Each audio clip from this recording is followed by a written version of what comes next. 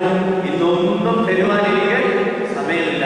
ദൈവം ഇന്ന് എന്റെ വീട് സന്ദർശിക്കുവാൻ തീരുമാനിച്ചിരിക്കുന്നു. അതുകൊണ്ട് എന്റെ സഹോദര, നീ എന്നെ വിഷമിപ്പിക്കാതെ എത്രയും പെട്ടെന്ന് എന്റെ ഭവനത്തിൽ നിന്ന് പോവുക.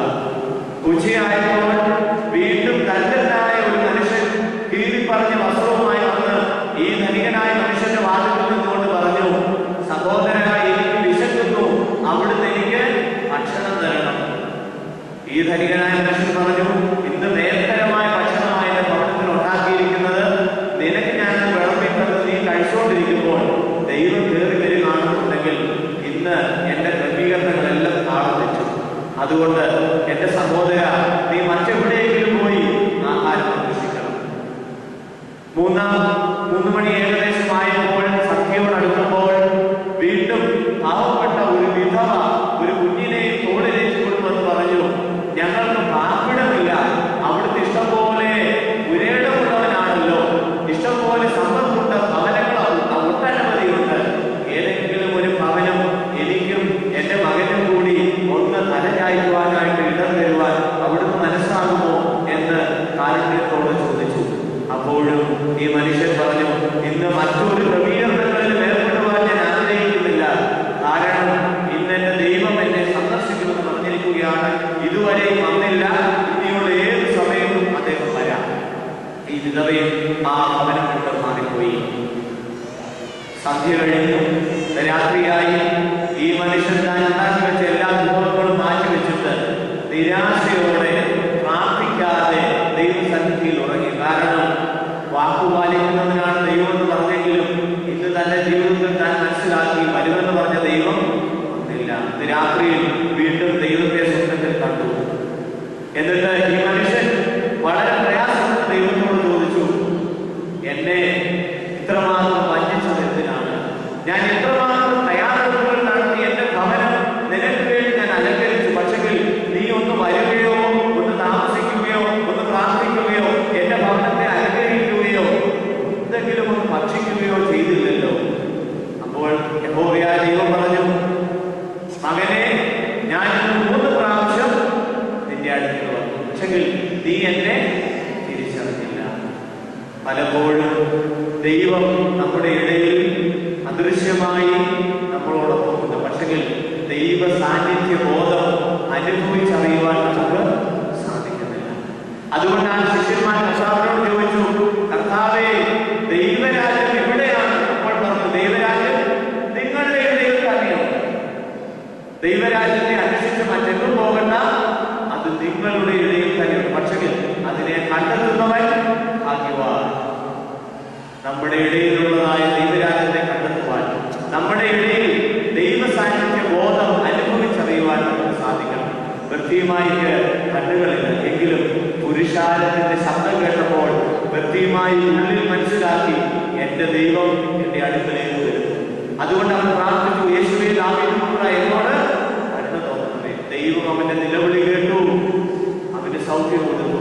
ഇതാണ് ഇസ്രായേൽ ജനത്തോട് യാത്ര ചെയ്യുന്ന മനുഷ്യ സമൂഹത്തോട് ദൈവം ആവശ്യപ്പെടുന്നു, എന്റെ സാന്നിധ്യം ജീവിതത്തിൽ നിങ്ങൾ അനുഭവിക്കണം. പക്ഷെങ്കിൽ ഇസ്രായേൽ ജനം ഇത് മനസ്സിലാക്കിയില്ല. ദൈവ സാന്നിധ്യ ബോധം അവര് അനുഭവിച്ചില്ല. അതുകൊണ്ടാണ് മരുഭൂമി പ്രയാണം കഴിഞ്ഞ് അങ്ങോട്ട് ചെന്നപ്പോൾ ദൈവത്തോട് അക്കപ്പാട് ചോദിക്കുവാൻ നേതാവായ മോശ പർവ്വതത്തിന്റെ ഉന്നതങ്ങളിലേക്ക് കയറി. അപ്പോൾ ജനം പറഞ്ഞു, മോശ ഇറങ്ങി വരുന്നില്ല, മോശയ്ക്ക് എന്ത് സംഭവിച്ചു ഞങ്ങൾ അറിയില്ല. അതുകൊണ്ട് ഞങ്ങൾക്ക് ആരാധിക്കുവാൻ ഒരു കാളക്കുട്ടിയെ ഉണ്ടാക്കി തരണം. താഴെ കാളക്കുട്ടിയെ വാങ്ങുണ്ടാക്കി അതിനെ ആരാധിക്കുന്ന ഒരു ജനസമൂഹം ദൈവ സാന്നിധ്യ ബോധം മറന്നു പോവുകയാണ്. യാത്രയിലുടനീളം പ്രയാസമുണ്ടായപ്പോൾ, ഭക്ഷണമില്ലാതെ വന്നപ്പോൾ മരുഭൂമിയിൽ കൂടി അവരെ നടത്തിയവനായ ദൈവത്തെ അവര് മറന്നു കളഞ്ഞു, ദൈവത്തോട് മറന്നലിക്കുകയാണ്. വെള്ളമില്ലാതെ വന്നപ്പോൾ ദൈവത്തോട് പിറുപിറുക്കുകയാണ്. ദൈവ സാന്നിധ്യ ബോധം ജീവിതത്തിൽ അനുഭവിക്കുന്ന ഒരു മകന്, ഒരു മകൾക്ക് ഒരിക്കലും ദൈവസന്നിധിയിൽ പിറുപിറുപ്പിന്റെ അനുഭവങ്ങളില്ല. അവൻ ശാന്തമായി ദൈവത്തെ മനസ്സിലാക്കി തന്റെ മുന്നിൽ ദൈവമുണ്ട് എന്നുള്ള ഉറച്ച വിശ്വാസത്തോടുകൂടി മുൻപോട്ട് യാത്ര ചെയ്യുവാനായിട്ട് അവൻ പരിശ്രമിക്കും. ഒന്നാമതായി ദൈവം ആവശ്യപ്പെടുന്നു, realise my existence in your life. നിന്റെ ജീവിതത്തിലുള്ളതായ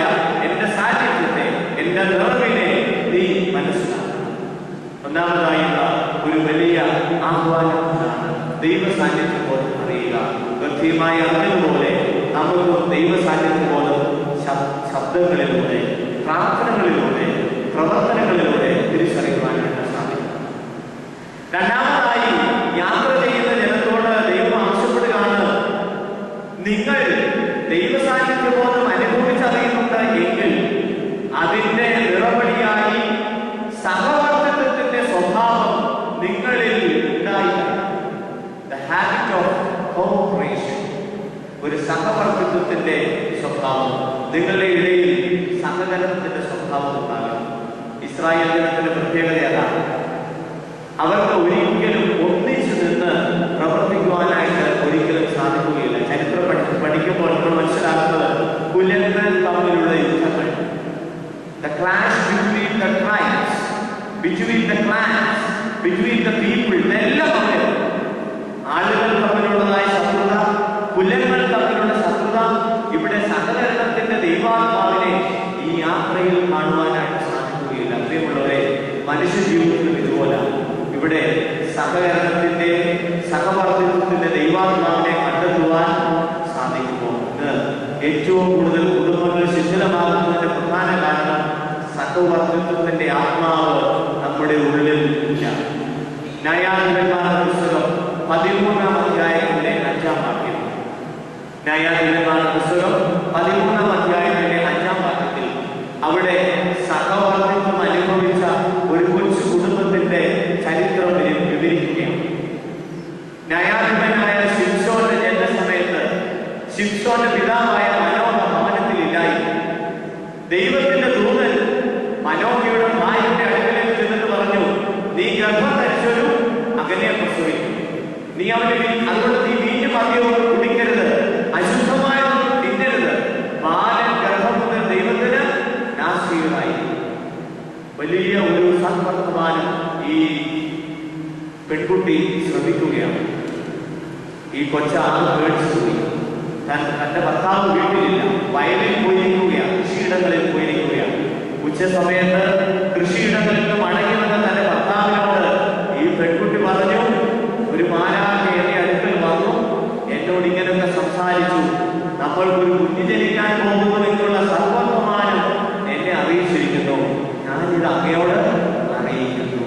പ്രിയമുള്ളവരെ, ലഭിച്ചതായ ഒരു സന്ദേശം തന്റെ ജീവിത പങ്കാളിയുമായി പങ്കിടുകയാണ്.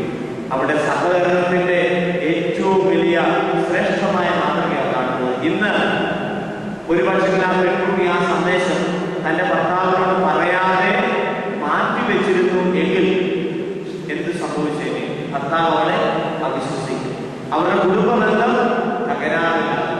അതുകൊണ്ട് ഈ പെൺകുട്ടി എന്താണോ തനിക്ക് ലഭിച്ചത് അതിനെ യാതൊരു വൈമനസ്യവും കൂടാതെ, ഒരു ക്ലേശവും കൂടാതെ സന്തോഷത്തോടുകൂടി സ്വന്തം ഭർത്താവിന്റെ അടുക്കൽ അത് പങ്കിടുകയാണ്.